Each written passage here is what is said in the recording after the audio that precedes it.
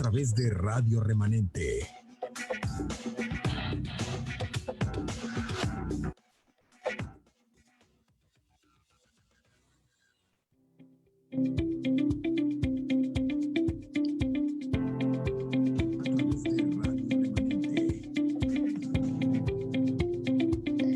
Bueno, pues bienvenidos a Revelaciones. Esto es un panorama espiritual acerca de los últimos tiempos. Bueno, acompáñame a estudiar y escudriñar las Escrituras para saber qué es lo que el Señor quiere de nosotros con su palabra. Yo soy Celina Villarreal, saludándoles en vivo desde Monterrey, México, a todos los amigos del Valle de Coachella, como también los de la Quinta California, así como todos los que se conectan vía Facebook y YouTube.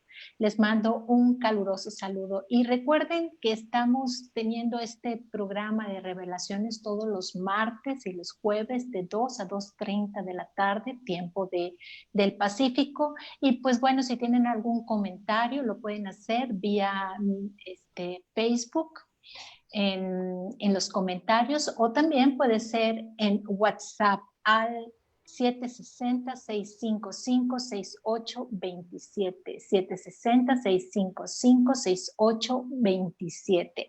Pues estamos viendo las revelaciones del libro del Apocalipsis. Ya vimos el primer capítulo y estamos ahorita viendo lo que son los mensajes que tiene Jesús a las iglesias, a 7 iglesias de Asia. Están muy interesantes porque nosotros, gracias a estos mensajes, nosotros podemos ver un panorama más concreto y de todos lados de cómo es lo que el Señor quiere que sean las iglesias, cómo nos quiere a nosotros, qué es lo que le parece mal, en qué tenemos que seguir siendo fieles y atender su llamado. Bien, repasando los otros programas, vimos a Éfeso, a la primera iglesia. Recordemos que Éfeso, todas estas 7 iglesias pertenecían a esta parte de Asia que ahora se conoce como Turquía. Bueno, ya no existen estas iglesias específicamente, pero en aquel entonces Éfeso, que es la primera iglesia que nos está mostrando aquí el apóstol Juan en este libro de las revelaciones o del Apocalipsis, es una iglesia pues bastante grande, es una iglesia cerca de casi 500,000 de miembros, que son bastante. Ahorita se puede decir que la iglesia más grande se encuentra en Corea del Sur con 1,5 millones. Bueno, pues en esta época pues todavía es mucho, pero en aquel entonces tanto fue el auge que pues bueno, el Señor le escribe a esta iglesia, pero nos habla a nosotros en particular.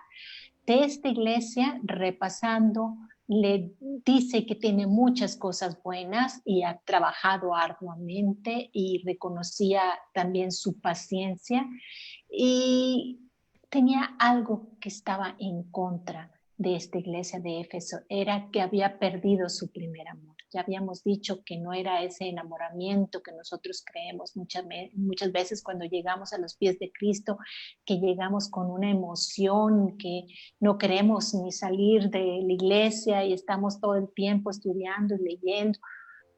Pues esa unión, esa comunión que tenemos con el Señor, ese es el primer amor, pero no necesariamente un enamoramiento, sino un amor verdadero, ese amor que se refiere Jesús cuando dice: el primer y gran mandamiento, amarás al Señor tu Dios con todo tu corazón, con toda tu alma y con toda tu mente. Y el segundo es semejante: amarás a tu prójimo como a tú mismo. Bueno, pues estaban perdiendo ese primer amor, esa comunión con el Señor. Y el Señor quiere tener comunión con nosotros, quiere que ayudemos al prójimo, que amemos al prójimo, que sirvamos al prójimo, pero no descuidando ese amor, el primer amor que es a Él. Bueno, vamos a la segunda iglesia. Vimos que Esmirna era una iglesia muy sufrida porque había pasado muchas pruebas y estaba sufriendo mucho. Y bueno, dice que era pobre exteriormente, pero en el interior era rica. Y bueno, pues era necesario que padeciera un poco de tiempo, pero aquí el Señor la consuela y le dice que si vence a esto, que si venciere a esto, tendrá y no sufrirá daño en la segunda muerte. Vamos a la tercera iglesia que vimos el programa pasado, que es la iglesia de Pérgamo. La iglesia de Pérgamo tenía también en contra de esta iglesia que seguía la doctrina de Balaam. Ya vimos qué significaba y qué connotación nos trae en el Antiguo Testamento esta doctrina, que es básicamente el corromperse en cuanto a lucrar con el evangelio, a lucrar con la palabra. Y pues bueno, el Señor les dice que si vencen, al final Él les dará el maná de vida. Y pues recordemos como nos dice el Señor en su palabra en Juan 6:51, dice: yo soy el pan vivo que descendió del cielo. Si alguno comiere de este pan, vivirá para siempre. Esta es la recompensa que tiene para los de Pérgamo. Y bueno, pues nos quedamos en la cuarta iglesia que es mandado este mensaje, esta carta al ángel de Teatira. Bueno, esta iglesia es la más pequeña, es una ciudad pequeña, pero es muy importante en el gremio de los artesanos. Y bueno, habla en el Antiguo Testamento de 613 mandamientos, da 613 mandamientos de Moisés aparte. Bueno, dentro están los 10 mandamientos que ya muchos conocemos o algunos conocemos. Y bueno, en estos 613 mandamientos había entre todos ellos uno que decía que si eras extranjero y querías ser parte del pueblo de Dios, parte de Israel, pues tenías que purificarte y tenías que seguir ciertos ritos de purificación. Y bueno, pues en el Nuevo Testamento nosotros sabemos que ya esta ley el Señor no la dejó, no la desapareció, más bien la cumplió a la perfección, pero ya no somos nosotros salvos por medio de su cumplimiento, sino por la fe. Me gustaría leerles Efesios 2:8-10, porque dice, porque por gracia son salvos, y esto es por medio de la fe, y esto no es de nosotros, pues es un regalo de Dios. Y esto no es por obras para que nadie se gloríe, porque nosotros, de hecho, somos hechura suya, creados en Cristo Jesús para buenas obras, las cuales Dios de antemano preparó para que nosotros anduviésemos en ellas. Esto quiere decir que nosotros, al venir al Señor a través de la fe y creyendo que Él es el Hijo de Dios y que se ha sacrificado por nuestros pecados, y entonces nosotros somos salvos, entonces nosotros ya estamos justificados ante el Padre, el juez justo, pero no por eso nosotros vamos a volver a hacer las malas obras o dejar de hacer buenas obras, sino aquí dice que el Señor preparó estas buenas obras de antemano para que nosotros anduviésemos en ellas. Bueno, a fin de cuentas, aquí había que cumplir 4 cosas que dice Pedro que se tenían que guardar para no ser agravio y para no ser pesado ante aquellos que se querían convertir en aquel entonces. Dice Pedro que se levantó ante una discusión, ante el concilio, y dijo a los gentiles, a los no judíos, que si querían pertenecer, pues deberían circuncidarse, pero bueno, también dijo, no inquieten a los gentiles, a lo mejor que muchos de ellos pues no se quieren acercar a la iglesia pues por estas cosas, pero algo sí es muy importante, que se cuiden y que se guarden de 4 cosas, lo menciona en Hechos 15:20. Una es de los ídolos, de la fornicación, de comer animales ahogados y de comer sangre. Bueno, pues ahora vayamos a Tiatira, que por eso hago referencia a esta porción, porque en Tiatira se da un caso así semejante. Antes que nada, el Señor se presenta a Teatira de una manera diferente a las otras iglesias. Él siempre en las 7 iglesias se presenta de una manera diferente. Ya vimos que en el primer capítulo Juan lo ve y lo describe con cabello blanco, con vestiduras blancas, con ojos como de fuego, con boca que le sale una espada de 2 filos, con pies como bronce bruñido, y así y con 7 estrellas y con 7 candelabros, y así lo va describiendo. Y mientras que va mandando los mensajes a cada una de las iglesias, y se va presentando el Señor de diferente manera. Aquí lo hace como el que tiene pies semejantes al bronce bruñido. Y bueno, recordemos que el que se presente, como nos dijo aquí, es que quiere decir que ha pasado por el fuego del juicio, así como el bronce bruñido por fuego. Y así se confirma y se reafirma la pureza en un elemento a través del fuego. Y ya en Éxodo 27 nos habla del altar de bronce.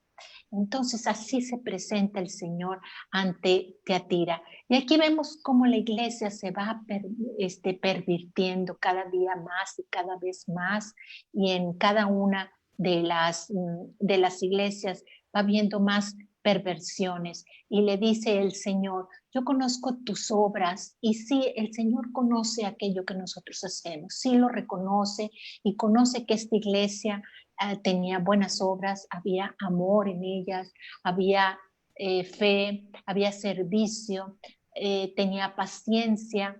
Y bueno, también dice que las obras postreras, estas obras eran mejores que las primeras, o sea que estaba creciendo esta iglesia de Teatira, pero tenía algo en contra de esta iglesia. Y me encanta el Señor porque dice: pocas cosas tengo contra ti. Pocas cosas, cualquiera diría, es algo grande, el Señor no me lo va a perdonar, el Señor no va a tener misericordia de mí, he hecho cosas muy malas y es imposible que nos perdone. Bueno, aquí vemos cómo el Señor se compadece también, y si nosotros nos arrepentimos, Él es fiel y justo también para perdonarnos. Y cómo el Señor también es tolerante y paciente, porque dice claramente: pocas cosas. En esta dice que esta iglesia tolera a una mujer llamada Jezabel. Bueno, aquí le llaman Jezabel. Ya luego vamos a ver a qué se refiere con esta mujer Jezabel. Dice que se dice profetiza. Esta mujer decía o se atribuía cosas que el Señor supuestamente le decía. Por eso dice aquí que se dice profetiza y enseña y seduce a mis siervos, dice Jesús, a fornicar y a comer cosas sacrificadas a los ídolos. Recordemos cómo en el concilio Pedro decía que solamente iban a hacer 4 cosas que se guardasen, y estas 4 cosas, para no tener que ir directamente a los 613 mandamientos y cumplir el mandamiento de amar al Señor nuestro Dios con todo nuestro corazón y a nuestro prójimo como a nosotros mismos, le dio 4 cosas que nos guardásemos, que era fornicación, los ídolos, comer sangre y comer cosas ahogadas. Pues ella estaba enseñando y seduciendo a los siervos del Señor en esta iglesia a comer cosas sacrificadas a los ídolos y a fornicar. Y me encanta el Señor porque dice también que le ha dado tiempo para que se arrepienta, porque también el Señor es bondadoso y es paciente y nos da tiempo de arrepentirnos y nos dice en qué estamos mal para que nosotros podamos arrepentirnos. Bueno, yéndonos a la alusión que hace aquí de Jezabel, de esta mujer malvada Jezabel, es alusión a una mujer también del Antiguo Testamento llamada Jezabel. Esta mujer era esposa de uno de los reyes de Israel, Acab, y era una mujer muy manipuladora como esta Jezabel. Y bueno, esto lo podemos leer en el primer libro de Reyes 16:31 y en el segundo libro de Reyes 9:22 vemos cómo también cayó en fornicación y era adúltera, porque aparte de que era hija de un rey pagano, un rey de los sidonios, ella eh, dada a la idolatría y también ella este, rendía culto a Balaam y a Acera. Dice la historia del Antiguo Testamento que ella sostenía a 400 profetas de Acera y a 450 profetas de Balaam. Y entonces aquí vemos que ella era idólatra. Y pues bueno, el profeta de Dios, siendo uno solo, el profeta Elías, acabó con todos estos 950 profetas de Balaam y de Acera en un solo momento. Bueno, el Señor a través de Elías. Y bueno, pues ya esa es otra historia. Conocemos aquí que se encendió en ira esa Jezabel y lo quiso matar y así lo estuvo persiguiendo por mucho tiempo hasta que acabó como tenía que acabar y como estaba pronosticado que fuera a acabar. Bueno, pero esta Jezabel también era fornicaria y también era idólatra, dice aquí. Pero vamos a ver que la palabra fornicación en la Biblia tiene dos connotaciones. Sabemos que la primera, bueno, las dos son repudiadas por Dios y una de las connotaciones precisamente es la de tener relaciones fuera del matrimonio. De esta también no se agradaba el Señor y también le echaba en cara a esta Jezabel, pero también tiene esta palabra la connotación de practicar la idolatría. ¿Cómo es posible que la palabra fornicación o el fornicar, este verbo, esté pues aunado o relacionado con idolatría? Vámonos a Oseas 3:12, que le dice el Señor a través de Oseas: mi pueblo a su ídolo de madera pregunta. Hay que tener mucho cuidado de a quién estamos nosotros rindiendo culto y en dónde y a quién nosotros le estamos pidiendo. Dice que el pueblo en esta época de Oseas, en Oseas 3:12 dice: mi pueblo a su ídolo de madera pregunta y el leño le responde. Qué curioso, sí, porque hay veces que ese leño de madera que fue esculpida o esa pieza de barro que fue moldeada o cincelada, esa piedra en forma de ídolo, le contesta, dice aquí, dice sí, el leño le contesta, porque espíritu de fornicaciones lo hizo errar y dejaron a su Dios para fornicar. Hay un espíritu de fornicaciones que habita en este tipo de elementos, en este tipo de figuras, y el Señor no se agrada. Y de hecho, este profeta le dijo que él se juntara o se uniera en matrimonio a una adúltera, a una fornicaria, a una ramera, y fuera su esposa. Y entonces aquí es donde el profeta de Oseas comprobó el sentimiento que tiene el Señor cuando nosotros nos vamos con otros ídolos o nos vamos con otros dioses o ponemos a una persona, a un objeto o algo antes que a Él y por sobre de Él. Él entendió esto perfectamente y dice: así como mi esposa me fue infiel y así como mi esposa se fue con otros hombres para fornicar, así el Señor debe de sentirse cuando nosotros le somos infieles. Por eso dice en este pasaje que el espíritu, el leño le responde porque hay un espíritu de fornicación que lo hizo errar.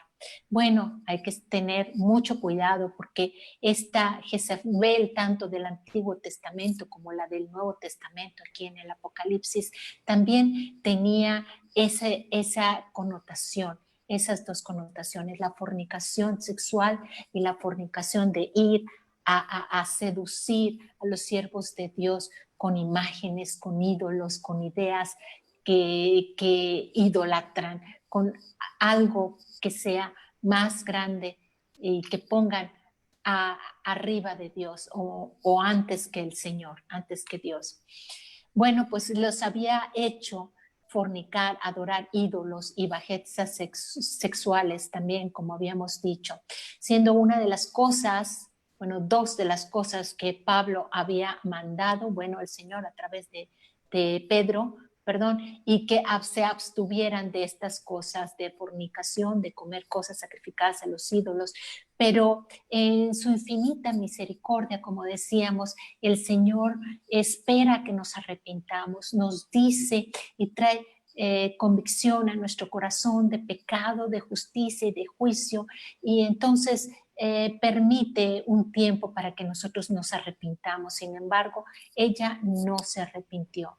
Me llama mucho la atención todos esos pasajes de personas que fueron pues muy pecadoras y sin embargo el Señor los perdonó, como en el caso del rey Manasés, que pues pecó a tal grado, hizo lo malo delante de los ojos de Dios y hasta mató a su profeta, al profeta Isaías, y sin embargo al final de sus días él se arrepintió y el Señor lo perdonó y lo prosperó, no solamente lo perdonó, lo prosperó.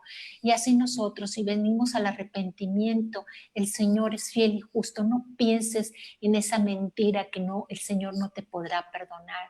Si Él estaba esperando que una mujer así de vil y de mala pudiera arrepentirse para perdonarla, ¿qué no nos puede perdonar a nosotros a través de la sangre ya derramada en la cruz de su propio Hijo Jesucristo? Así que le dice aquí que no se arrepintió. Y en el versículo 22 de este capítulo 2 le dice, he aquí yo la arrojo en cama. Esto quiere decir que enfermó y enfermó gravemente. No solamente ella, sino se llevó de encuentro a sus hijos también y a todos los que en ella habían creído. Hubo gran tribulación a los que con ella adulteraron también. Y también les dijo, y si no se arrepienten ustedes también que la siguen, pues entonces también van a caer en mi ira.